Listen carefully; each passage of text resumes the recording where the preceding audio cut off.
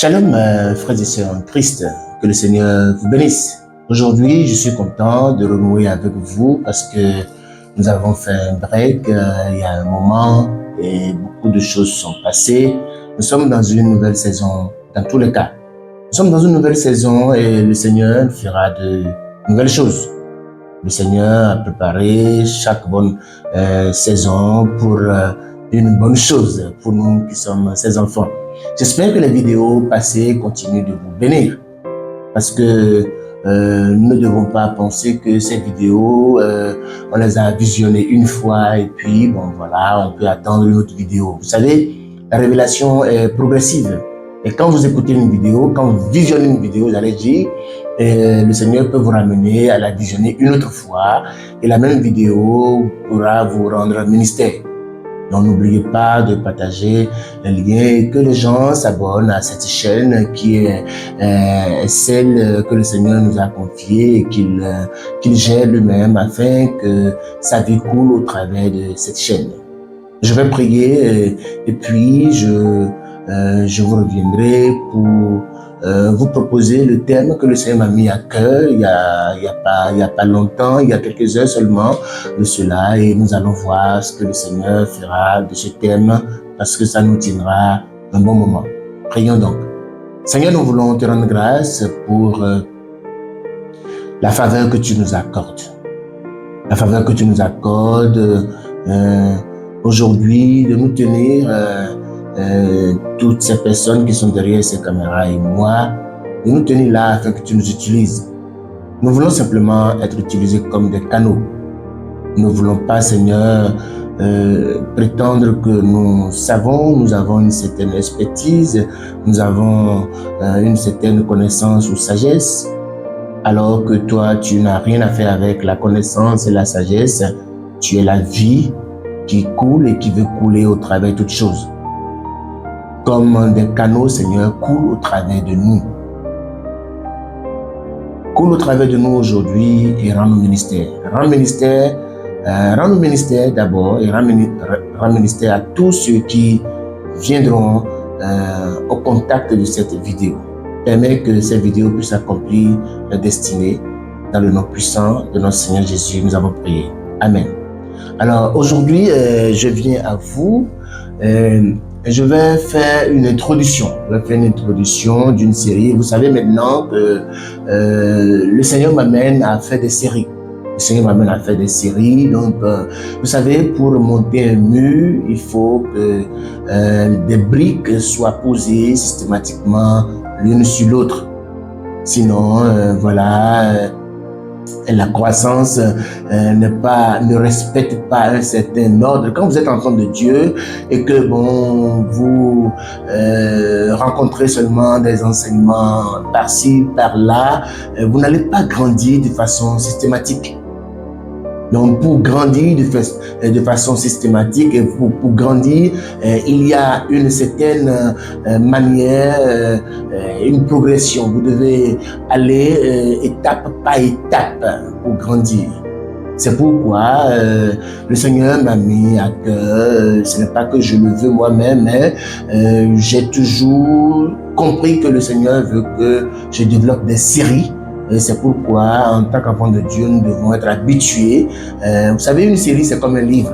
C'est comme un livre que vous devez lire. Vous ne pouvez pas lire son introduction et sa conclusion pour dire que vous l'avez lu. Alors aujourd'hui, je viens à vous. Je vais vous lire un texte et je vais sortir du texte le thème qui va nous occuper, je ne sais pas en combien de temps, mais le Seigneur le sait. Je vais lire dans deux versions. Vous allez me permettre de lire dans deux versions. Je vais lire dans une première version et après j'aurai la permission de votre part pour lire dans une autre version. Romains 8. Il n'y a, après du verset 1 s'il vous plaît, il n'y a donc maintenant aucune condamnation pour ceux qui sont en Jésus-Christ, qui ne vivent pas conformément à leur nature propre, mais conformément à l'esprit. Le verset 2. En effet, La loi de l'esprit qui donne la vie en Jésus-Christ m'a libéré de la loi du péché et de la mort. Donc le thème qui va retenir notre attention, c'est bien as-tu été délivré de la loi du péché et de la mort? As-tu vraiment été délivré de la loi du péché et de la mort? Et la Bible dit dans ce verset, la loi de l'esprit de vie en Christ m'a affranchi, m'a libéré de la loi du péché et de la mort. Et comme je vous l'ai dit, il va falloir que nous comprenions plusieurs choses ici. Premièrement, Paul a joint l'esprit à la vie. Il a dit la loi de l'esprit de vie en Christ. Ça veut dire que il n'y a pas de vie sans l'esprit. Il n'y a pas de vie sans l'esprit. C'est-à-dire que le chemin de la vie, c'est l'esprit. Si vous voulez fonctionner et permettre à la vie de couler, le seul moyen, c'est pas l'esprit. La vie est en Christ lui-même. Et il a dit, c'est une loi. La loi de l'esprit de vie en Christ m'a affranchi de la loi du péché et de la mort. Donc, au fait, nous étions otages de certaines choses. En réalité, il faut comprendre que notre biographie, la biographie d'un enfant de Dieu a commencé vraiment il y a très longtemps. Dieu nous a créés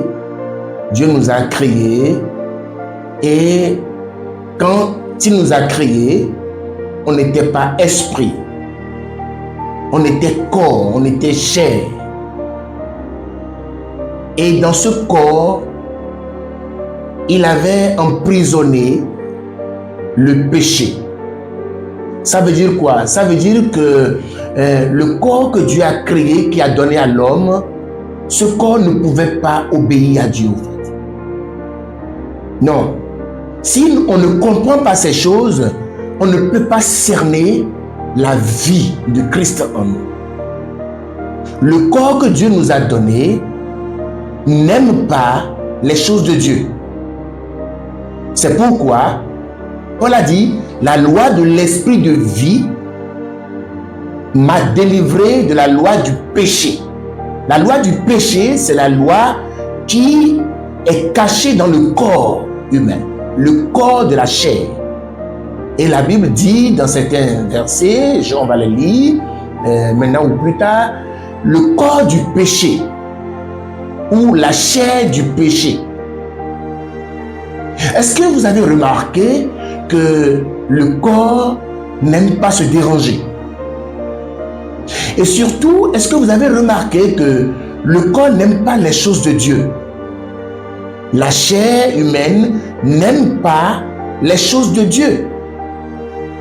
Je vous donne un exemple. Quand vous allez vouloir prier en tant qu'enfant de Dieu, votre corps va vous dire vous êtes fatigué. Vous savez pourquoi? C'est parce que le corps n'est pas enclin à obéir ou à se soumettre à Dieu.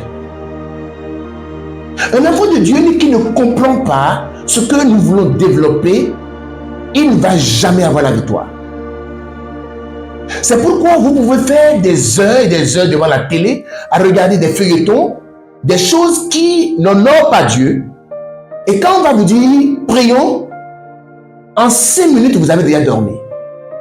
Vous ne saurez plus ce que vous devrez dire en priant. Parce que le corps est fait pour désobéir à Dieu. Il y a au fait un système dans le corps qui n'obéit pas à Dieu, qui ne sait pas obéir à Dieu. Même si vous voulez, la Bible déclare, l'esprit est bien disposé, mais le corps est faible. En fait, le corps est ce que le péché utilise pour soumettre l'homme, je vais dire, sous son emprise. Gloire à Dieu. Donc la Bible déclare que la loi de l'esprit de vie, la loi de l'esprit de vie en Christ nous a délivrés de la loi du péché et de la mort. Donc, j'ai parlé de la loi du péché en parlant du corps et la loi de la mort. Au fait, je fais une introduction, je vais revenir sur chacun de ces points. La loi de la mort, au fait, c'est la loi du bon sens. L'homme pense que son bon sens est accepté par Dieu. L'homme pense que sa connaissance est quelque chose que Dieu apprécie. C'est pourquoi dans le jardin d'Éden, il y avait l'arbre de la connaissance du bien et du mal. Cet arbre, quoique donnant deux fruits, la connaissance du bien et du mal, n'était pas approuvée par Dieu. Donc la connaissance du bien et du mal n'était pas approuvée par Dieu. Dieu avait mis dans le jardin l'arbre de vie. Gloire à Dieu. Très important. Donc, la loi de l'esprit de vie en Christ m'a libéré premièrement de la loi du péché, la loi du péché qui est attachée au corps, et de la loi de la mort, qui est la loi de la connaissance. Est-ce que vous avez remarqué que l'éducation ne plébiscite que la connaissance? Et que beaucoup de gens cherchent les diplômes parce que ce monde cherche des diplômés. Ce monde recherche des diplômés. Au fait, il n'y a aucun mal à avoir des diplômes. Mais ce n'est pas une fin en soi que d'avoir des diplômes. Parce que celui qui a des diplômes peut ne pas avoir la vie. Et je vais dire, n'a pas la vie. Sinon, comment vous pouvez penser qu'un médecin qui sait qu'il n'est pas bon de fumer ne peut pas arrêter de fumer? C'est la loi de la connaissance qui l'a conduit à la mort. C'est la loi de la connaissance l'a conduit à la mort. Beaucoup de gens veulent avoir des diplômes de plusieurs universités UP, juste pour dire j'ai mon doctorat dans tel domaine et puis je viens de telle université et tout, je suis professeur ici, j'ai tel diplôme, j'ai ceci. C'est ce qui régit le monde. Le monde dans lequel nous sommes est régi par ces choses. Mais est-ce que ces choses ont la vie? Non, pas du tout. C'est pourquoi Paul a dit la loi de l'esprit de vie uniquement en Christ m'a délivré de la loi du péché et de la mort. Frères et sœurs, très important. J'aimerais vous lire ce que j'ai lu tout à l'heure dans une autre version. Et comme je vous l'ai dit, aujourd'hui, nous faisons une introduction. Nous vous reviendrons pour commencer à parler de choses très importantes. Frères et sœurs, si vous voulez grandir spirituellement, vous ne pouvez pas extrapoler les choses. Vous ne pouvez pas brûler les étapes. Ce n'est pas possible. Si vous voulez grandir de façon harmonieuse, de façon logique, vous n'avez pas le droit de brûler les étapes. Arrêtez de dire j'aime telle prédication, j'aime. Est-ce que vous avez une base solide? Est-ce que vous êtes assis solidement? Est-ce que vous êtes équilibré? Est-ce que votre vie spirituelle est équilibrée? Satan continue à vous faire peur? C'est normal. Parce que votre vie n'est pas équilibrée. Vous continuez à voir Satan plus fort que vous en tant qu'enfant de Dieu. C'est normal parce que votre vie n'est pas équilibrée. Vous n'avez pas été sous des enseignements qui vous ont bâti. Donc, ne brûlez pas les étapes, s'il vous plaît. J'aimerais que la régie m'aide à écrire « Ne brûlez pas les étapes ». J'aimerais relire ce que j'ai lu tout à l'heure dans une autre version qui me donne beaucoup de sens, qui me fait beaucoup d'effet.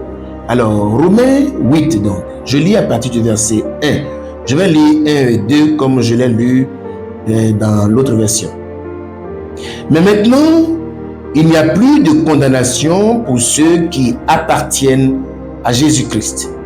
Si nous sommes unis à lui, nous n'avons donc à redouter aucune sentence contraire. Verset 2. C'est très important. Suivez ça. Car nous vivons à présent sous un nouveau régime, celui du Saint-Esprit. Cet esprit nous donne la vie qui était dans le Christ, Jésus-Christ, et nous introduit dans la communion avec lui. Cette puissance vivifiante de l'esprit, la puissance vivifiante de l'esprit me soulève hors du cercle vicieux du péché et de la mort. Dans l'autre version, on parle de la loi du péché et de la mort. Cet ordre nouveau me permet d'échapper au régime du mal qui me menait à la ruine. Cet ordre nouveau me permet d'échapper au régime du mal qui me menait à la ruine. Alors, frères et sœurs, j'aimerais vous laisser le temps de commencer à réfléchir, à méditer sur ça, parce que très vite, je vous reviendrai et nous allons commencer à voir les choses qui devraient être des socles pour les enfants de Dieu que nous sommes, qui doivent nous bâtir. Parce que vous ne pouvez pas vous réclamer de Dieu et être mal bâti. Si vous êtes mal bâti, ça ne fait que l'affaire de l'ennemi. Ça fait l'affaire de l'ennemi, de Satan, parce qu'il sait qu'un enfant mal bâti n'est pas différent de quelqu'un qui n'est pas un enfant de Dieu. Que le Seigneur vous bénisse. Je vais prier et nous allons marquer un point final en attendant.